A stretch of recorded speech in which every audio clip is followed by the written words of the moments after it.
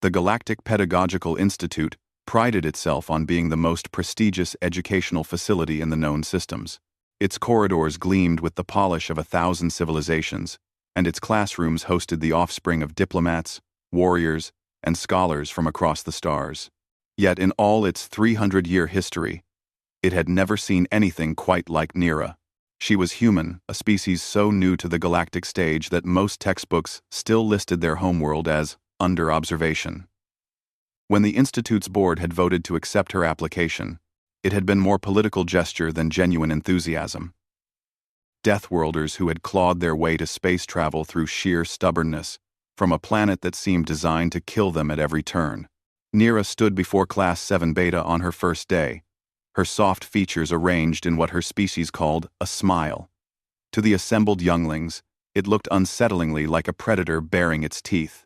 "Hello, everyone," she said in perfectly accented galactic common, though her voice carried strange undertones that made several students' fur stand on end. "I'm Nira Chen, and I'm honored to be your new assistant instructor for interspecies relations and cultural studies." The classroom was a menagerie of the galaxy's youth. There were the crystalline Vex Ari, whose bodies chimed softly with each movement, the towering Kraxon twins, already showing the thick carapaces that would one day make their species feared warriors. And in the front row, looking particularly unimpressed, sat Tiv. Tiv was a Sarathi, a species of feline-like beings known for their pride, their intelligence, and their absolute certainty in their own superiority.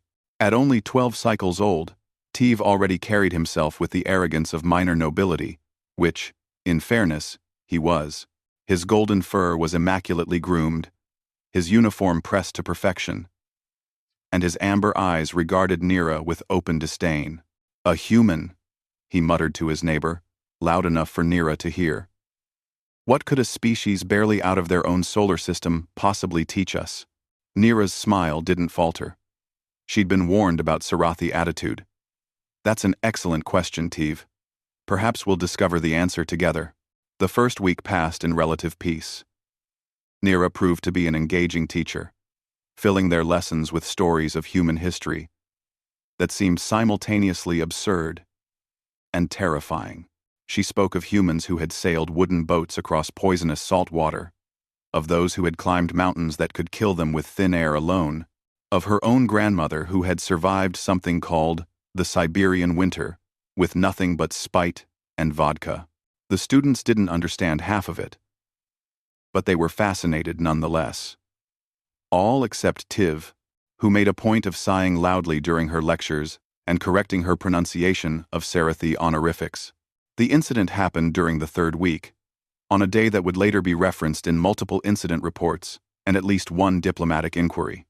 Nira had been demonstrating human greetings, explaining the bizarre custom of pressing palms together called a handshake. The students were attempting it with varying degrees of success. The Vex Ari couldn't quite manage it without chiming, and the Kraxons kept accidentally crushing each other's appendages. Tiv, bored and seeking attention, had been batting at Nira's sleeve with increasing boldness. It was play behavior, something young Sarathi did to establish dominance and test boundaries. When Nira didn't react strongly enough to suit him, he escalated. He bit down on her sleeve. Not hard, not enough to damage the fabric, but enough to make his point. It was a challenge, a statement. "I am not afraid of you, human. You are not my superior." The classroom went quiet. This was a breach of protocol. Certainly, but how would the human respond? The established response in such situations was for the teacher to firmly reprimand the student, possibly report them to the administrative council. What happened next would be discussed in hushed tones for years to come. Nira looked down at Tiv, still attached to her sleeve. Then, with deliberate slowness, she reached out and gently bit his ear. Not hard, not painful, just the slightest pressure of blunt human teeth on the soft fur of his ear, a perfect mirror of his own action. Playful, reciprocal. The entire class went silent. Tiv froze, his eyes widening to astronomical proportions. Every student in the room stared, their various respiratory systems collectively holding breath. Even the Vexari stopped chiming. Nira released his ear and smiled that same predator smile, but somehow warmer now. In human culture, she said conversationally, when someone plays, we play back. It's how we establish trust. Teve's mouth opened and closed soundlessly. His carefully maintained composure had shattered entirely. His fur had puffed out to twice its normal volume, making him look less like dignified nobility and more like a startled sphere of golden fluff. You bit me," he whispered, as if unable to comprehend the reality of what had just occurred. "You bit me first," Nira pointed out reasonably. "I assumed you were initiating a bonding behavior. Was I mistaken?" The thing about the Sarathi, something the other students knew but Nira was only now discovering, was that they had very strict rules about physical interaction. Play biting was something done only among family, among pack, among those you trusted implicitly.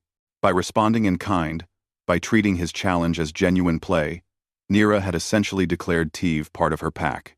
To refuse now would be the gravest of insults. To accept meant acknowledging a human, a death-worlder, as pack-kin. Teve stared at her for a long moment. Then, slowly, his ears folded back in a gesture his classmates recognized immediately. Submission. But not the shameful kind. The respectful kind. The kind given to a superior who had earned it fairly. "No," he said softly. "You were not mistaken." The class erupted. Questions flew from every direction. The Craxon twins wanted to know if humans could bite through chitin. Nira assured them she couldn't and wouldn't try. The Vexari wanted to understand the cultural significance of reciprocal biting. Nira did her best to explain. Everyone wanted to know if she would bite them too. She politely declined. Through it all, Teve sat quietly, occasionally touching his ear, as if to confirm it had really happened. When class ended, and the students filed out, he lingered. "Instructor Nira," he said formally, "I owe you an apology. I have been difficult."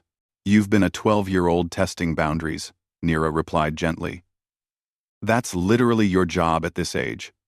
Trust me. Human 12-year-olds are way worse. Still," Teve's tail swished uncertainly, "I understand now why the Institute accepted a human teacher. We learn best from those who surprise us." "And what surprised you?" Nira asked curiously. Teve considered this. "You responded to a challenge not with dominance, but with understanding. You made yourself vulnerable by treating my rudeness as play. That takes," he searched for the word in common, "courage. We Sarathi respect courage above all else."